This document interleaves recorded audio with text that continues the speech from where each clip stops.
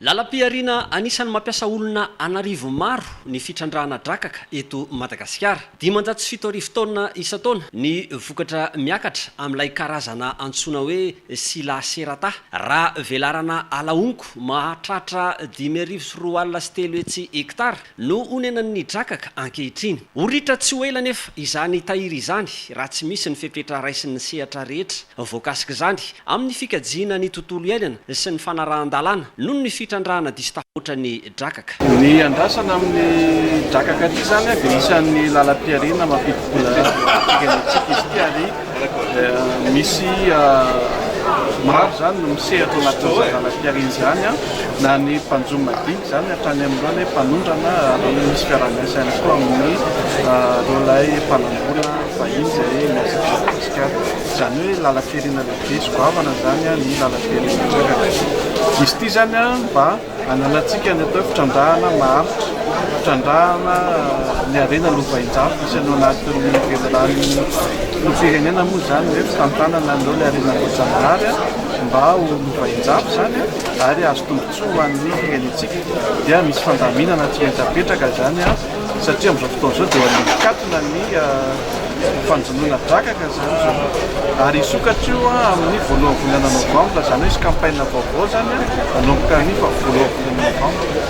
Mila miomantsika hiatrika an'izany, mila lamina zany betsaka ny fanakianana mety ataon'ny mpisehatra anatin'izany, betsaka ny toro-kevitra tiana natsarana dia izay rehetrarehetra nanaovana an'izao atrikasa tsy nadia-kevitra mba handraisana ny hevitra besin'ny maro ahafahantsika mandrafitra lamina vaovao andaminana ny lalam-piariana. Sahiranareo mpandraraha malagasy nandritra ny taona vitsivitsy noho ny fidiran'ny vahiny tamin'ny fitrandrahana ny drakaka. Zava-dehibe ho azy ireo ny fehi-kevitra nivoaka nandritra ny atrikasa nasionaly momba ny drakaka teto Antsohihy.